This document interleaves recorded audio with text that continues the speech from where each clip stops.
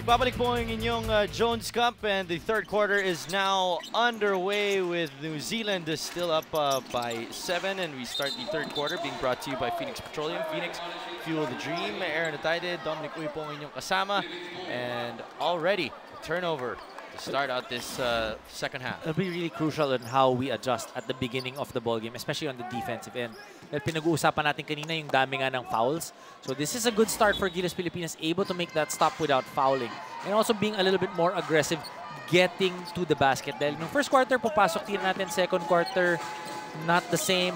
So now you want to try and get closer to the basket. Nung nakita natin kanina yung mga highlights, nung nakakashoot din tayo ng mga layups. Look at that, Sunny Toss being aggressive. That's what you want to see. You know, change it up a little bit. If you drive, nasarahan ka, kick it out, and then don't just settle for that jump shot right away. You need to try and maybe attack once again and then go to the open spot. We saw Aldrich Ramos get to the open spot, Troy Rosario get to the open spot. These are the guys, you need to be able to learn how to do that as well. At yun yung kasama dun sa sistema din ni Coach Tab Baldwin. Yes, that drive and kick modified Tsaka yung version drive and kick, it doesn't necessarily mean na doon ka lang parati sa wing or sa corner. I mean, it doesn't stop there. Because especially if you initiate the offense at the early part of the shot clock, you have a lot of time to actually try and look for a better shot. Well, 9-point advantage now for New Zealand as Toss splits the charities. It is the same starting five para sa Gilas Pilipinas. Ping, Gabe Norwood, Jason Castro, Sonny Toss, and Gary David. Miss again for New Zealand. Tumatakbo na ngayon ng Gilas Pilipinas. Castro, pump fake, teardrop, no go. Oh, but Gabe staying right on cue.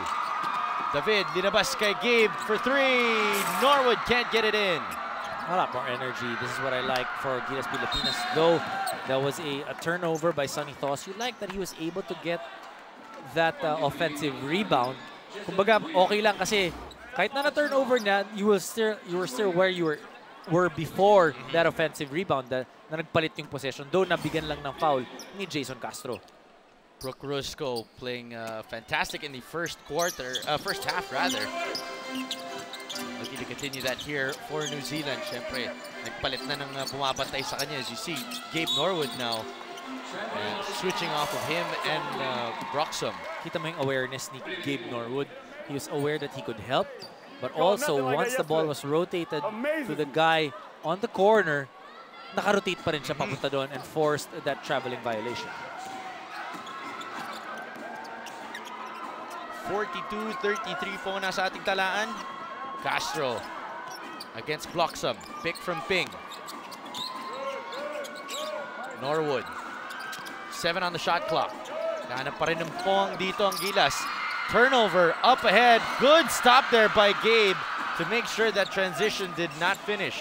Looks like a volleyball player right there. Ito si Gabe Norwood.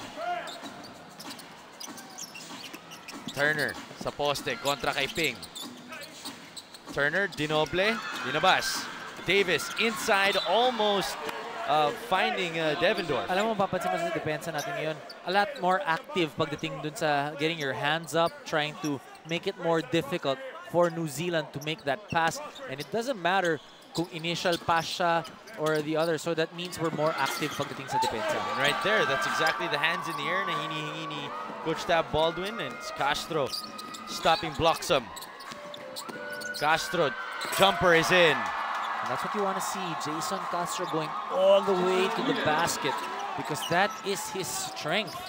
That's why he was adjudged best guard or one of the best guards in Asia during the 2013 FIBA Asia Championship. Was the mythical 5 member, the point guard position ng FIBA Asia Championships. Turner is fouled on the inside by Sonny Toss. Dalawang free throws na naman para sa mga Kiwi. And those are the fouls that you're okay to have because you're stopping, you know, something that has broken down already, yung depensa nyo para hindi siya makakuha ng 2 points. But yung mga other fouls na sinasabi natin kailangan maiwasan, yung mga konting tulak, hawak, and being able to adjust to the offense of the opposing team. Turner gets the first, and he had that huge block on Motau Tua a while ago. Siguro naman babawian ni Mo yan, mama. Bigyan mo lang na, bigyan mo lang ng chance itong si Motao 2, Hanapin niya yan. Castro at the controls now. 8-point disadvantage para sa Gilas Pilipinas. Ping. Rather, that is now with Ping against Turner. Toss, hinihingi sa poste. Ball fake. Still no go.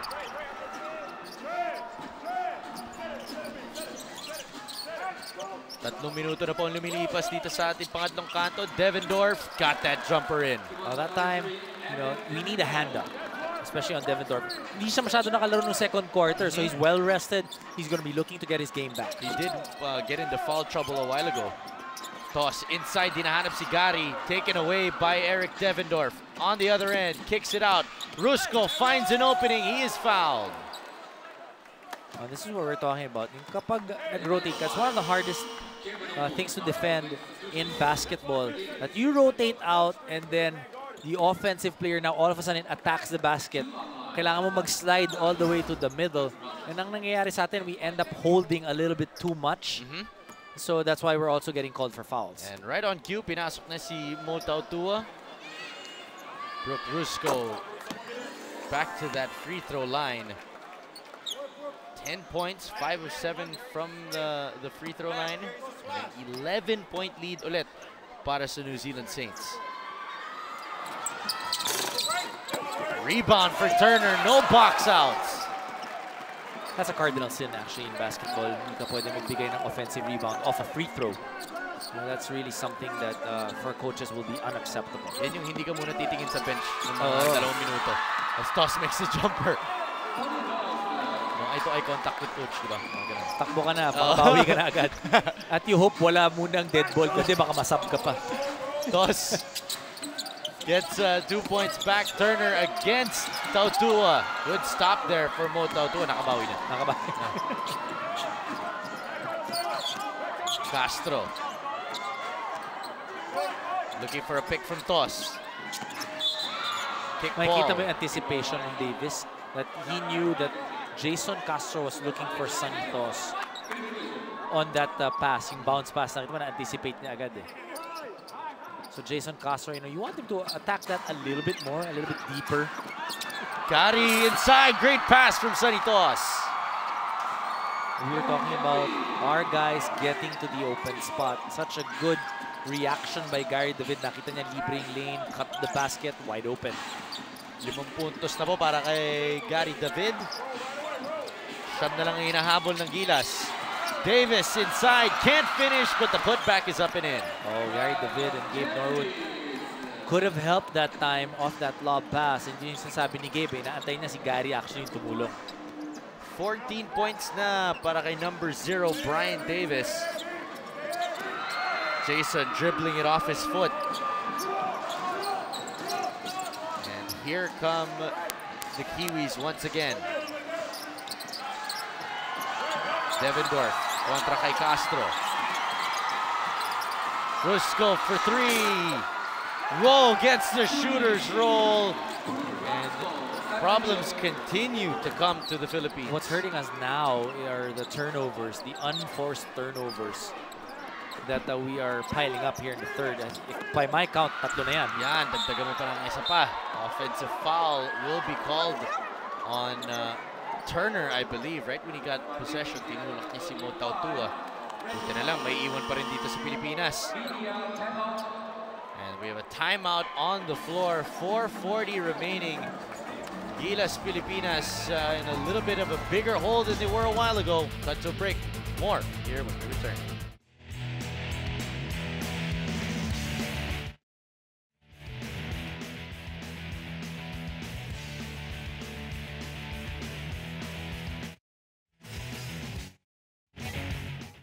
Sama-sama nating suportahan ang Gilas Pilipinas sa kanilang paghahanda para sa FIBA Asia Championships Master Game Phase MVP Cup. Gilas kontra Chinese Taipei National Team at ang Wellington Saints ng New Zealand ngayong September 11 to 13 sa Smart Araneta Coliseum. Buy your tickets now at ticketnet.com.ph or call 911-5555. Laban Pilipinas. In the third quarter, Aaron, 3 na ang turnover ng Gilas Pilipinas. So that's really something that we need to check. Aside from the from the defense. At least dito sa third quarter, hindi tayo masyado nagpa-foul in terms of just giving up free throws. Now, the fouls that we've been doing so far in the third are fouls that really to try to prevent that shot. Asi Taulava has now just checked into the game. So, Taulava, Tautua connection in full effect. Castro gets it to Antiveros. Pull up at 2 on the shot clock, cannot get it in. Rebound para kay Brian Davis. Kung mapapansin mo yung offensive set ng Gilas na yun, you know, we move the basketball, pero walang nag-attack, walang nag-penetrate ng lane, so that means the defense does not react as much. Yes. Rusco is fouled, and that will mean 2 charities again for New Zealand. Gabe na naman ang mapipituan ng foul. It seems, Dom, that the Philippines are being caught flat-footed at times. How much of that is yung pagod na rin na? This is day number 6 already for them. Well, if you look at the first quarter, we were moving well. But the second and so far here in the third, hindi masyadong nakakagalaw na mabuti itong Gilas Pilipinas. And, you know, nararamdaman mo na ngayon yung pagod. Especially, you know, aside from the games, and Gilas has had, what, 3 games that have started at 1 o'clock. Yes. And ang nangyari yan, nagpa-practice ka sa umaga. And when you're playing the Jones Cup, you're given an hour in the morning before your game to be able to practice. Shoot around, walk through your defense and your offense. So usually, pag maaga yung game mo 1 o'clock, ikaw din yung first in sa practice. So whether 7 o'clock yan or 8 o'clock. So our guys will have to actually wake up early, go to the practice facility, and then maybe eat some breakfast after that. And then magpahinga ka lang sandali, laro ka na agad. Then after the game, kung talo ka or panalo, syempre hindi ka naman makakatulog at makapagpahinga agad. And then you will view some tape as well. So punong-puno yung mga araw. So mentally and physically, it is definitely tiring to be in this type of a situation. And ang Gilas Pilipinas po, every team has 1 rest day. The problem was ang Gilas Pilipinas, ang rest day nila day 1.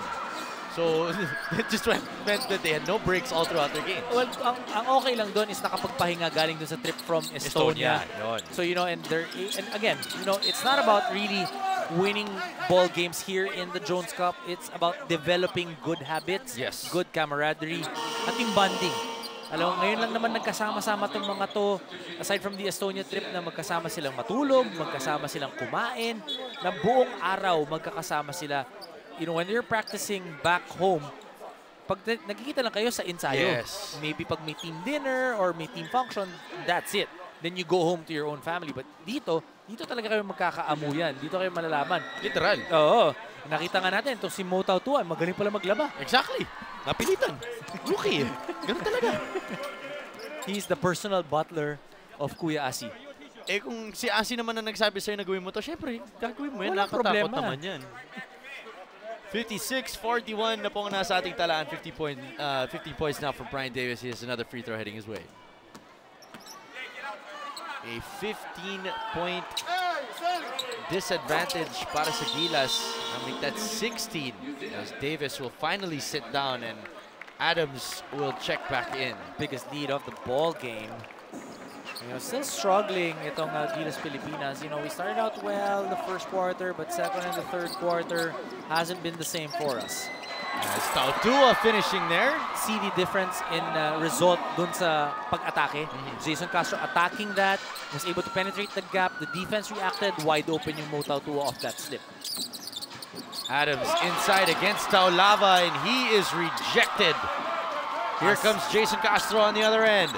Driving all the way, and the blur says, I am the blur for that exact same reason. You know, it's fantastic that once Asi Taulava comes in, yung energy level ng Gilas Pilipinas tumataas. He works so hard. At 42 years old, he gives you so much energy. Devendorf inside. Equinacio partially rejected by Taulava. Ito na ngayon si Gabe. Jason sidestepping, and goodbye with the foul. That is 6 straight points para sa Gilas Pilipinas.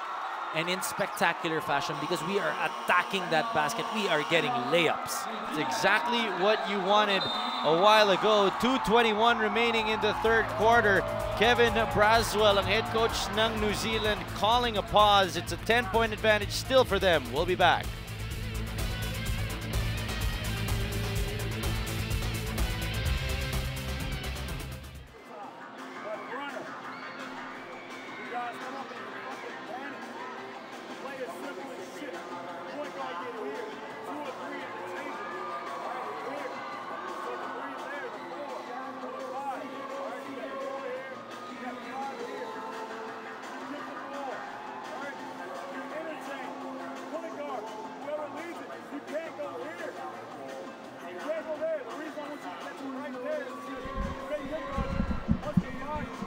Nagbabalik po ang inyong William Jones Cup, and you take a look now at the highlights and you see Jason Castro going all the way. That Master Guapo move is brought to you by Master Face Scrub Secreto ng mga Guapo. That's why he is the #1 point guard in Asia.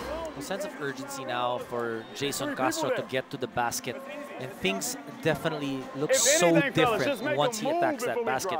It not just frees him up, but it also frees up his teammates. At yung last 6 points ng Gilas Pilipinas, 4 para kay Jason Castro, 2 layup. Yung isa doon, siya pa rin, assist niya, pinasa niya kay Mo Tautuo.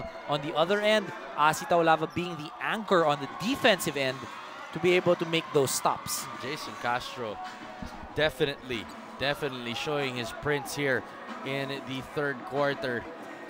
Ang bilis nun, kanina 16 lang and just 6 points just like that, with Jason Castro at the helm of it all. With just a little bit of intensity on the defensive end and aggressiveness pagdating sa opensa of attacking the basket, ganun-ganun lang, 10 na lang ang kalamangan ng New Zealand. 9 points, 6, so make that 10 now, 7 in the third quarter. 4 assists din para sa kanya. Devendorf kontra kay Gabe Norwood. Pinoble, inikot, Roscoe for 3. Long rebound for Adams though. Oh.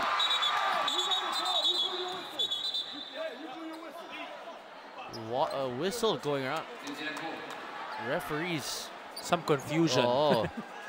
Not on the same page as well. Parang everybody was waiting around for the referee to blow his whistle. And then when they said, sige, parang wala, that's when he blew the whistle. Tingnan natin. Ayan, oh, kala nila may foul. Tapos nung nakuha nung Dondon Ontiveros yung bola, tinawag ng referee na hindi, bola pa dapat ng New Zealand. Coach Tab Baldwin asking for clarification as well. That should have been our possession that's already. Ours immediately. Now there's 14 on Kasi the shot clock. ni Dondon eh. Exactly. Rusco, now back to Eric Devendorf. 2 minuto na lang po naiiwan sa pangatlong kanto. Adams missing. Also the change-up on the defense of Gilas Pilipinas has definitely worked for us. Check that, that was Mills that missed. Foul on the grab is Sydney Adams.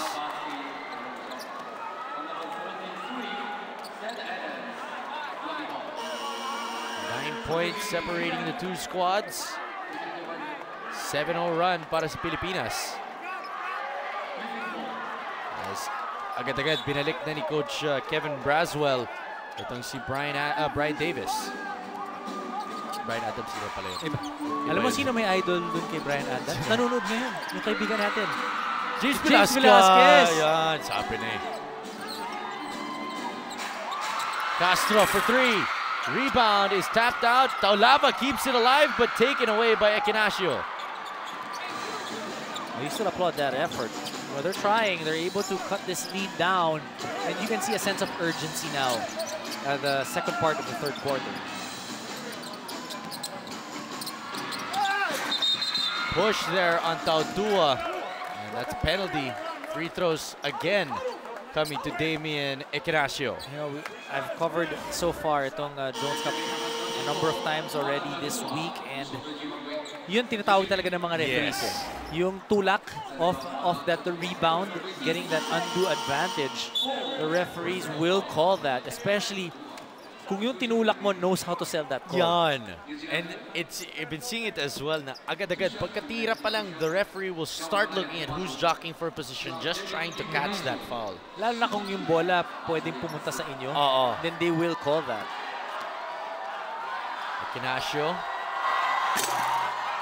missing on the first, so tuloy pa rin ang run ng Pilipinas. All 5 points from Damian Ignacio coming from that charity stripe. Missing them both. Ball is tapped out and it's Philippine ball. Big boy itong si Mills. Parang rugby player eh. Jordan Mills. Big boy. Pang rugby yung katawan niya eh. MGR is just checked back into the game. Hindi masyado pang rugby yung katawan nito si Matt Canuelas Rosser. Rosser out to Rosario. Ontiveros. As Jason Castro has just sat down again as Asi Taulava with the flex. Ever since Asi came into the ball game, things have changed for Gilas Pilipinas. That energy that he brings. Davis is fouled, hoop and the harm for him.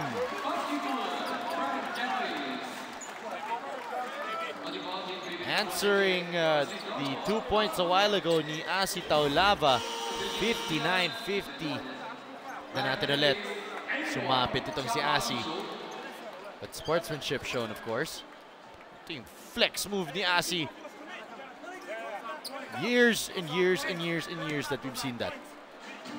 One thing about Asi, he may have lost some quickness, he may have lost some strength, a little bit of hops, pero yung desire to win ni Asi is as high as ever. Doon pa rin eh, no? Hindi yan mawawala. Davis missing, rebound by Taulava. Almost stripped away and it is completed. No, still alive for Gilas. Nakita mo, di ba? Wanted nang mawala, but that extra effort to be able to get that ball back. Zero chill itong si Asi. Ontiveros crossing up. 7 on the shot clock. Taulava inside. Count those 2 points. Getting the position, getting the 2 points.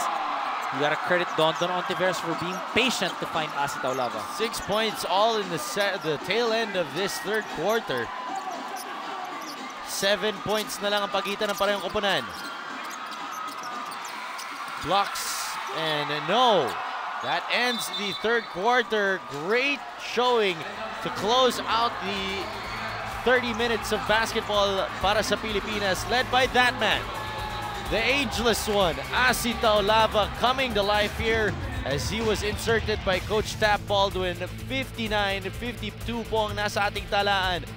Look at the ageless one, off of the glass and in. More of this game when we return.